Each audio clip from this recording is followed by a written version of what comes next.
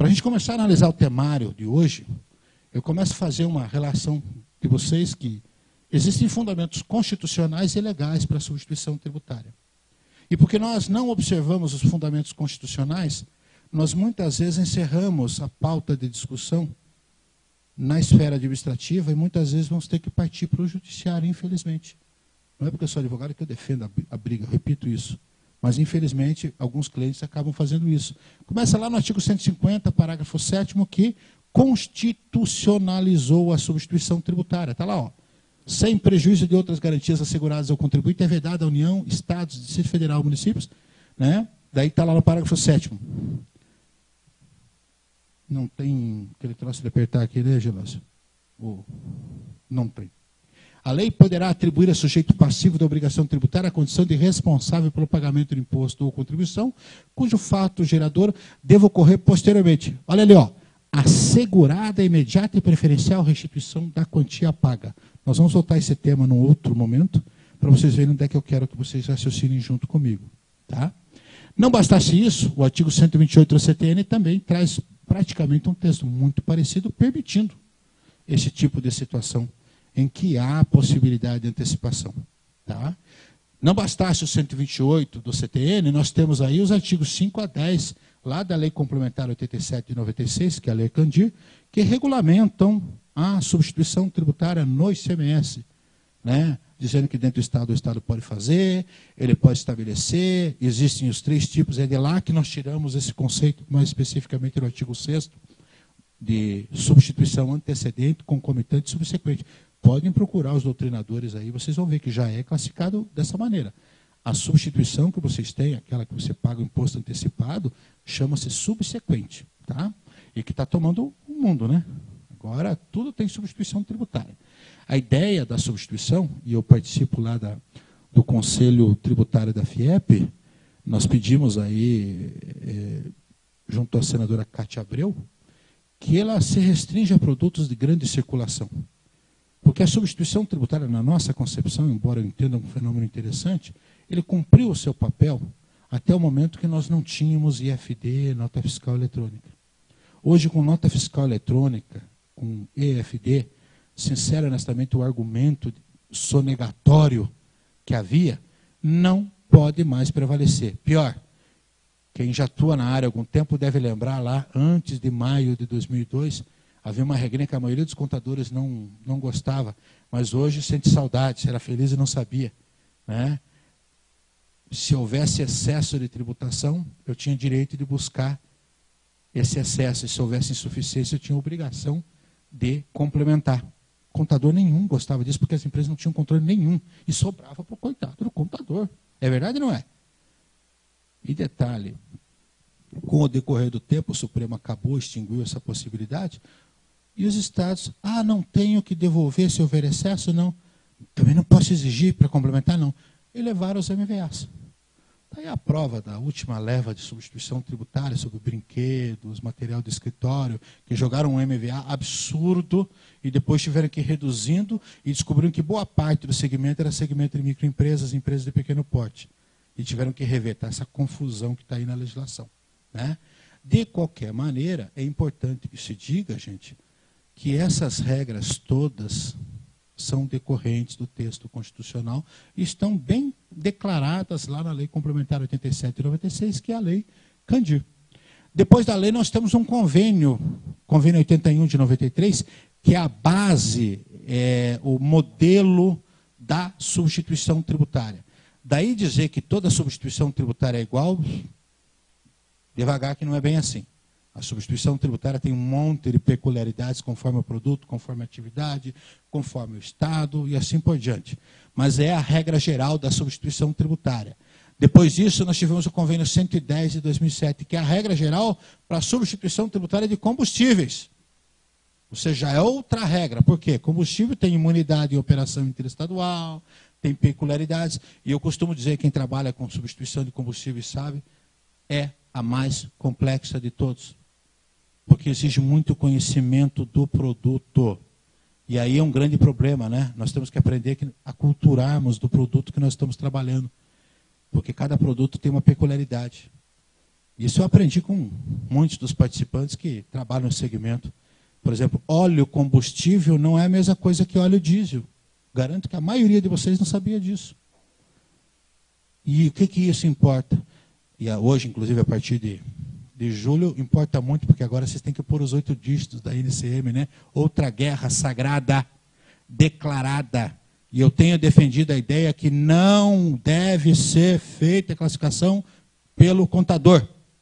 Não é função do contador. E não é por falta de competência, não. Vocês têm de sobra. Entender a regra com vocês mesmo. É verdade ou não é?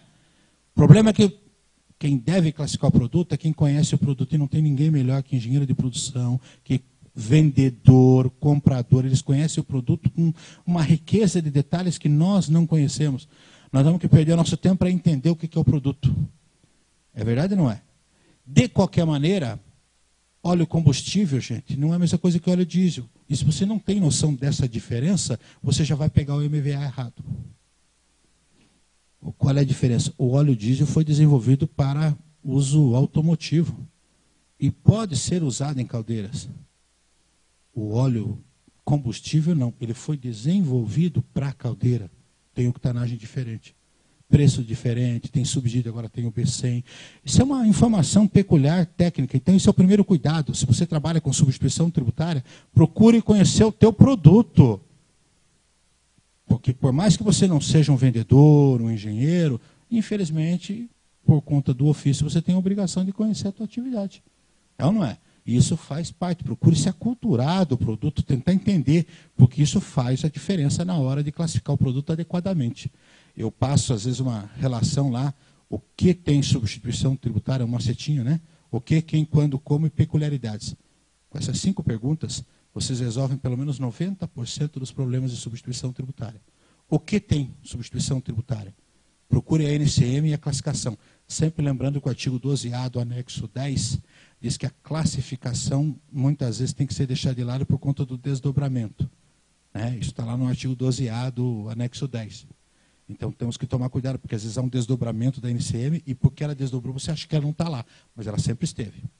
Outra coisa, isso também tem um outro impacto. Quem tem competência para instituir ICMS é o Estado. Logo, protocolo, convênio, não são leis. Eles são juridicizados, incorporados ao ordenamento jurídico do Estado. Daí dizer que o Estado regulamenta a substituição tributária rigorosamente, como está no protocolo e no convênio, é outra história. A grande função de convênio e protocolo já foi cumprida, que era dar essa extraterritorialidade, permitir que o Estado de destino tivesse um imposto recolhido pelo Estado de origem e vice-versa. É ou não é? E por que isso, gente? Porque a gente não entendeu que quem regulamenta a substituição tributária em operação interestadual não é o Estado de origem, é o Estado de destino. É ele que dita as regras, procedimentos e formas. E isso é um drama, porque muitos de vocês aqui, provavelmente a grande maioria, vende para fora do Estado. Ou seja, quando você vender para fora do Estado, você tem que ter noção de como é que funciona lá naquele Estado. Aí algumas pessoas me perguntam se eu voltaria a trabalhar com consultoria, mas nem morto. Porque o tempo que eu trabalhava com consultoria, a legislação era outra. Hoje, o consultor, e essas empresas são muito importantes. São muito importantes, porque você está aqui no Paraná, para você saber como é que é tratado o tema lá em Rondônia, nada melhor que o consultor local que conhece a legislação. É verdade ou não é? Mas esperar que ele entre nos meandros, discuta, aquilo que a gente fazia no tempo que eu era consultor, né, alguns lembraram aí, já não é mais possível. Por quê? A legislação hoje ficou muito complexa. Não é por falta de competência. E eles não assumem esse risco, que eu também não assumiria. Tá? De qualquer maneira, existem regras específicas para o setor de combustível. Como também, só para vocês terem uma ideia, eles têm como se fosse um skunk, aqui não é o conjunto, aquele é mineiro, não, né? É o sistema de compensação de crédito do setor de combustível. Eles têm como se fosse uma câmara de compensação. Por conta das transferências interestaduais, existem produtos imunes e produtos tributados, eles fazem uma comparação, isso fica em Minas Gerais. Então tem um tratamento específico. Quem é do setor de combustível já ouviu falar nisso aqui. Quem não é, nem imaginava que houvesse um quase conjunto mineiro, né, literalmente, tratando do tema. O ajuste CNF número 4 de 93 trata da GIA-ST, a GIA de substituição tributária. Tem gente que não faz inscrição em outro estado, Porque, não, mas obrigação acessória, mandar arquivo magnético, preencher GIA. Gente, lembra que eu falei que contabilidade não foi feita para vagabundo e gente sem intelecto? Está aqui. E, infelizmente, é assim que funciona. Sabe? Se você não fizer, o teu concorrente vai fazer. E aí o teu chefe vai perguntar, o teu patrão, o teu cliente, por que é que você não fez isso? Gente, contador tem que praticar constantemente o TBC. Vocês sabem o que é TBC, né? Você fez uma cara de quem, poxa, onde eu vi isso? TBC é uma ciência antiga, vem da Indochina. Traduzindo em português, é tirar a bunda da cadeira. Gente, se vocês não tirarem a bunda da cadeira, o trator vai passar por cima. Indochina é brincadeira, né? Gente, é assim que funciona. O contador hoje tem que ser dinâmico. E é jogo duro. Porque o contador é o cara multitarefa, né? É um Windows melhorado. Tem que estar o tempo todo, né, olhando a realidade. E muitas vezes a solução não existe. E honorário, né? Não é assim? Dizia o professor Raimundo. Não bastasse isso, temos também convênios ICMS e protocolos. E aí a coisa começa a complicar. Começa a complicar. Essa semana eu estive conversando com o pessoal aí do setor de autopeças e eles querem propor um protocolo nacional. Eu fiquei quieto, porque não foi eu que falei, porque quando o protocolo é nacional não é protocolo, é convênio.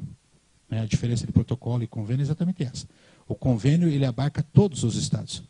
O protocolo apenas aqueles que o assinaram. Essa é uma das diferenças entre protocolo e convênio. Substituição tributária tratada por convênio pode escrever, originalmente 100% dos estados aderiram. Pode até ser que no meio do caminho alguém saiu, mas originalmente todo mundo aderiu. Quer ver? Combustíveis e lubrificantes, tratado por convênio. Veículos automotores, tratado por convênio. Cigarros, tratado por convênio. Pode ver. O resto é protocolo. Aí se pega autopeças, que é um segmento também complicado. Aí o Paraná tem um protocolo com Santa Catarina, que não é o mesmo que Santa Catarina tem com São Paulo. E São Paulo tem com o Paraná, que não é o mesmo que Santa Catarina. Quer dizer, assim fica difícil trabalhar. Material elétrico. Ou seja, isto é uma confusão. No projeto que a gente pediu à senadora, além de limitar os produtos de alta circulação, que são basicamente 5, os de sempre, nós também pedimos um freio na substituição tributária para facilitar o trabalho, ou seja, simplificar, ao invés de complicar. Porque chegou um estágio que estão dando tiro não mais no pé, mas no joelho já. E quando o tiro começa a subir para chegar na cabeça, é um pulo. Está difícil de trabalhar. É verdade ou não é? Então tem que simplificar. E a gente tem vindo esses tempos, e é por isso que eu estou aqui hoje, porque eu vim pedir auxílio, apoio ao CRC, e felizmente recebi. Nós temos um projeto aí desenvolvido na Comissão de Direito Tributário da OAB, chamado Direito Tributário nas Escolas. Eu achei o projeto muito bom, para ficar restrito aos alunos de Direito. Nós trouxemos aqui, tivemos um apoio fantástico do CRC, e está se ensinando o direito tributário nas escolas. É importante que essa geração que está vindo, venha compreender. Os alunos de direito, contábeis, economia e administração, recebendo as horas necessárias, estão multiplicando essa informação. E o CRC, parceirão de primeira hora, foi lá. Ou nós conscientizamos essa garotada que está vindo por aí entender que direito tributário é uma coisa mais séria, ou não vamos consertar esse país nunca. Todo mundo fala em reforma tributária. Parem de sonhar, gente. Reforma tributária eu só vou ter no dia que eu rever o papel do Estado. Porque tributo é receita derivada, e ela deriva do povo. Enquanto eu quiser um Estado grande, eu vou precisar de recurso. Quem entendeu o que eu quis dizer com isso, entendeu onde é que nós vamos chegar. Quanto maior o Estado, maior está dinheiro. É esse o Estado que você quer? E quando eu falo Estado, é nação mesmo, no conceito de nação. De qualquer maneira, gente, aqui começa um festival de heresias e de problemas, como esse que eu falei, de protocolo distinto. Não bastasse isso, nós temos as leis e os regulamentos de cada um dos estados, porque é o estado que cria. Aí você pega lá em Mato Grosso, o ICMS garantido, que é você tem um percentual específico. É uma regra diferente, ou seja, tem meia dúzia de formas diferentes de apurar o imposto. Já não é fácil compreender esse imposto que tem um monte de regras, e eles criam regras em cima de regras. E pior, é bom lembrar que essas leis e regulamentos teriam que estar o tempo todo conectados com a ideia do que previu a Lei Complementar 87 de 96. Assim como também todas as legislações complementares, portarias, resoluções e assim por diante. Eu acuso textualmente os estados em não estarem preocupados com a galinha dos ovos de ouro. Acuso com a maior tranquilidade. Querem prova disso? Nós levamos mais de 20 anos para unificar uma guia de recolhimento, né, que é a GNRE. Lá no Mato Grosso eles já não aceitam. É verdade ou não é? É uma guia própria e você tem que pagar pela emissão da guia. Olha que absurdo. Ao invés de facilitar o trabalho de arrecadação, eles dificultam. Não entra na minha cabeça. E depois tira um sarro de português. Português é o povo mais inteligente do mundo, gente. Olha o que eles fizeram com o Brasil. Por quanto tempo eles mantiveram sob seu jugo, a gente sacaneia com eles. O bicho português é um bicho muito inteligente. Aliás, você sabia que eles inventaram o limpador de para-brisa? A americana só aperfeiçoou, botou para o lado de fora. Mas tudo bem, deixando para lá, né? Deixando essa piadinha de lado, de mau gosto, mas eu também tenho um pezinho em Portugal, também eu posso fazer piada, não tem problema nenhum. Né? O grande problema dessas legislações complementares, gente, é exatamente o desrespeito a normas constitucionais. O fulano te impõe uma regra e diz, como uma que tem lá no Mato Grosso, fica vedada a recuperação do ICMS ao optar por esse sistema. No melhor estilo do simples, né? Optou pelo simples, não tem direito a crédito. Só que não existe opção com exceção nenhuma. Os caras editam lá um decreto e você está inscrito. E tenta sair do decreto.